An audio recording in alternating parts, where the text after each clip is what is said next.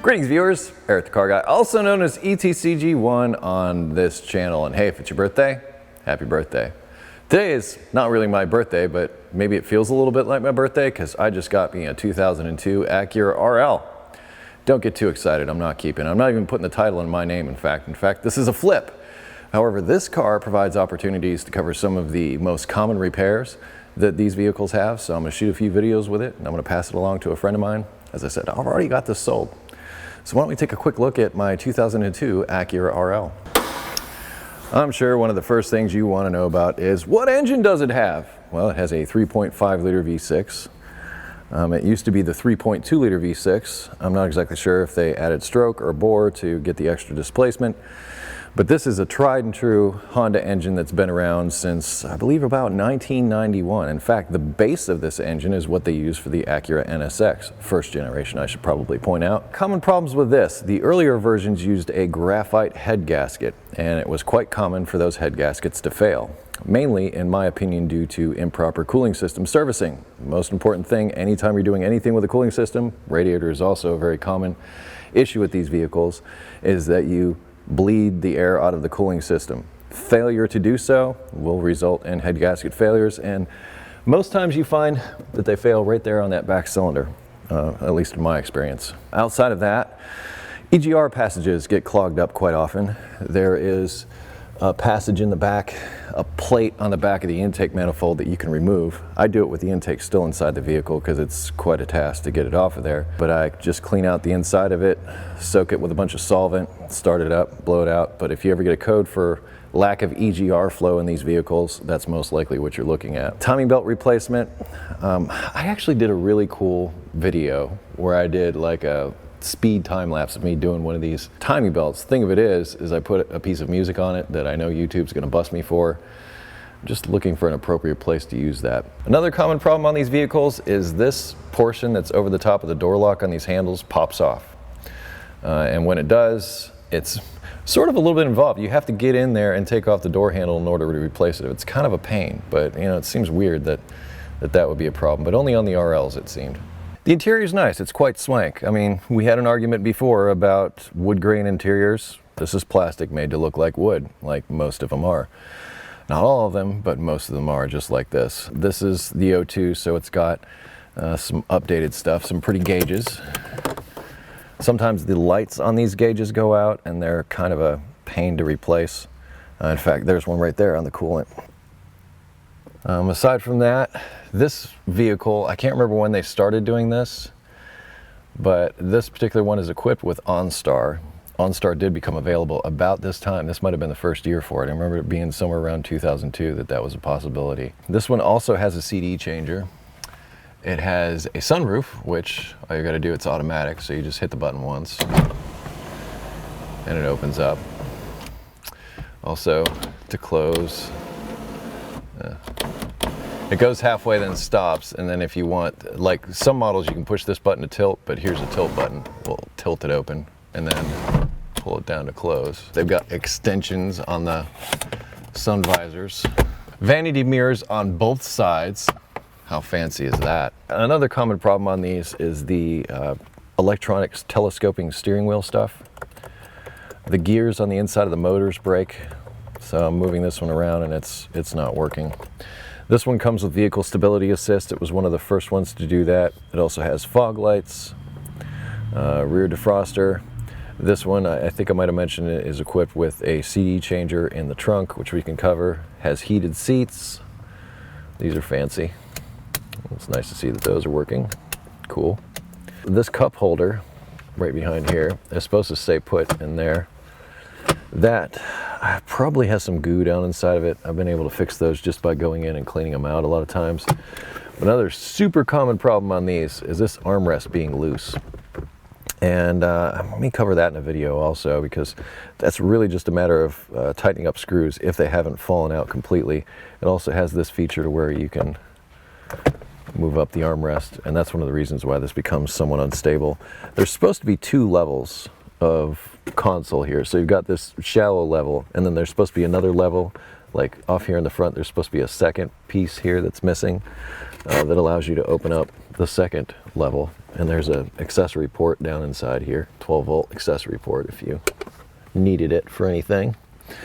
There's also one here, and I dare I call it an ashtray. Yeah, I guess it still could be considered an ashtray, but yeah, there's another accessory in here. If you're looking for the OBD2 port, it's underneath this stuff. That's the OBD2 port down inside there. A lot of times when people go to replace the cabin air filters, and they're a little goofy on these, there's actually two of them. They don't put the damper back in the glove box, and I noticed that this one is no longer hooked up, so you get that. So that just means your damper is either broken or not hooked up, and it's really easy to break, if I'm honest. We've got heated mirrors on this one. There's also seat memories, so which also works the steering wheel, so you can have two different people driving the car.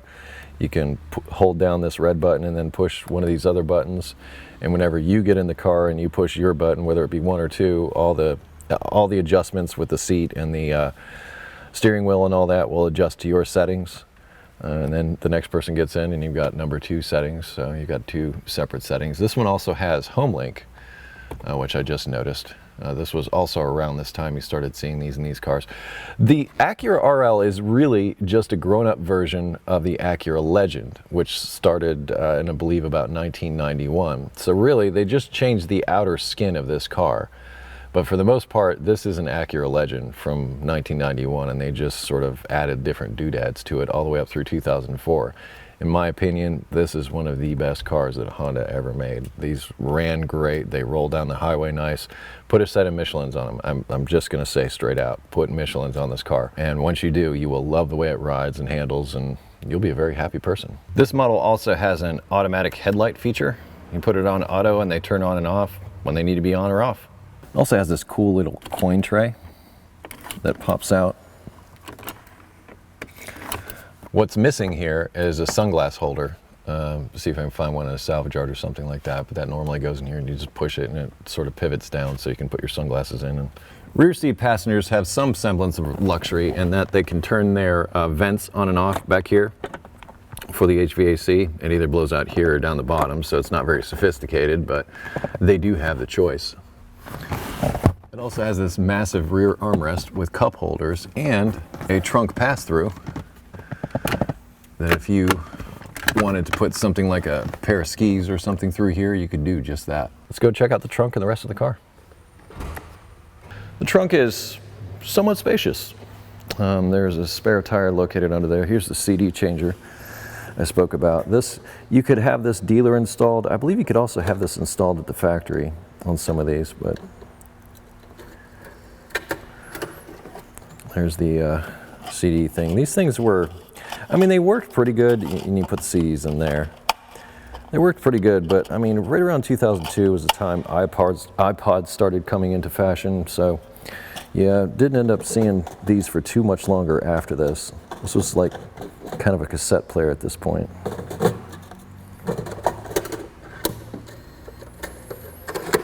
And you can access all this from the center console. They put a nice little hook on this, so if you needed to get to your spare tire, it would hold it up there. I believe this was a Florida car, because to me, that sand under the spare tire looks like Florida sand. Definitely someplace down south. And given that there's very little rust on this, I would say maybe snowbird type car. I'm gonna go through and vacuum all this out before I sell this on to my friend and put the jack and tools and everything where they're supposed to be. Did I mention the car has 164,000 miles on it? Okay, well I did now. And I paid $2,800 for it. There's a friend of mine, I've worked on this car before we ever got to this point. It's good to have friends, right? Underneath, there are a couple of common issues that you see with the Acura Legend in these RLs. Oil leaks in this area, like this one has. Many times attributed to the pinion seal. This is not a rear-wheel drive vehicle. You might have thought that when looking at the engine, but like my Acura Vigor, the engine is mounted in this fashion. The transmission is behind the engine, and then there's a drive shaft that goes from the output of the transmission into a differential that is bolted here to the oil pan and sends power to the front wheels. In fact, one axle tube passes directly through the oil pan itself, so there's an intermediate axle inside of here. But you have to remove the differential in order to get to this pinion seal. I will cover that at some point, but not in the near future. The seal itself is only about $7 or $8, maybe 10 or 12 at this point.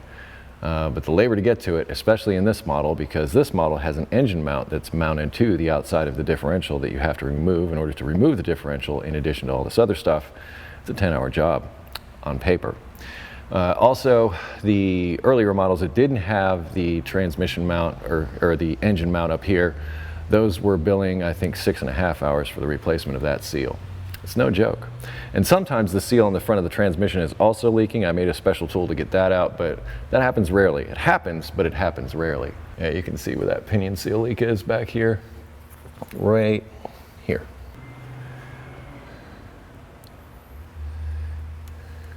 That is the bolt that passes through the transmission mount. It's up at the top of the transmission in the back here. And another super common problem on these RLs and on Acura Legends in particular, this is, as I said, a known problem. The rubber inside the mount just deteriorates. When you shift from reverse to drive or drive to reverse, you may notice like a little thumping noise underneath the center console. Sometimes it even gets bad enough to where you're going around turns and you hear strange noises. That would be the culprit right there. As I said, super common problem on both these RLs and also the Acura Legend. And I will be fixing that. I'm shooting a video on that today, in fact. It's in pretty decent shape back here. Nice suspension. Like I said, this is a good handling car. Problems that you run into. Here, these bolts, if you go to do an alignment, these are famous for rusting into place. So you may go to get an alignment and not be able to do it because these bolts. This is the ABS sensor wire. I can see that it's already been replaced since somebody did not do those clips back there. But those are also another common issue, these rear ABS sensors on this. The thing of it is, what you find when you do get a code for a rear ABS sensor and you need to replace it, is where the ABS sensor passes into the back of the knuckle here, it's super common for that to get frozen into place. If that happens, I just get some kind of jackhammer or something. I get my air hammer and just knock out the bits and clean out the hole and install a new sensor. Exhaust on these cars is stainless steel. It says 164,000 miles on it. This is the original muffler, all the original parts. Now before the pipes and everything rot out, it's where these fasteners and these flanges are. Those become the problem. It's so frustrating that, you know, the flange gets all completely rotted away, but the pipes and everything are just fine. But it's not often that you need to replace any exhaust components on here, and also very seldom that you need to do anything with the catalytic converters. These are actually smaller than their predecessors, which were a bit larger, and super expensive to replace, as you might imagine. A little fun fact for you, I was around when these things were new coming off the truck from the factory. One of the things that we had to install during a pre-delivery inspection were these little spoilers here. So they came separately in a bag inside the car. We had to take them off, we had to put them on, because getting them on and off car trailers, you would have hit with these. And that covers the introduction and common problems on the 2002 Acura RL. As I said, this is basically the Acura Legend, so the information I pass along here for the most part is good all the way back into 1991, whether it be a Honda or Acura Legend. Super common vehicle, as I said, one of the best Honda ever made. This is one of their best engines in my opinion, aside from that whole head gasket thing. But like I said, I think a lot of that is due to improper servicing of the cooling system. In other words, not bleeding the air out of the cooling system. Either way, I've gotten pretty good at swapping those head gaskets out. I have a couple of videos that I'm going to shoot with this right now that will appear sometime. Can't exactly say when, but I'm selling this to a friend of mine. I know I'm going to see the car again, so it's not going away from my life completely. But I thought I'd give you a quick little tour and also, once again, tell you about all the common issues with these vehicles should you be looking to buy one. And they're nice cars. I'd find one if I were you. Anyway, if you have automotive questions not covered in this video, please head over to ericthecarguy.com, Google+, Facebook, Twitter, Instagram if you wish to connect with me socially. ETCG1 videos get posted on Monday, so stop back and see me then. Close each of my videos with be safe, have fun, stay dirty. Thank you for watching. I'll see you next time.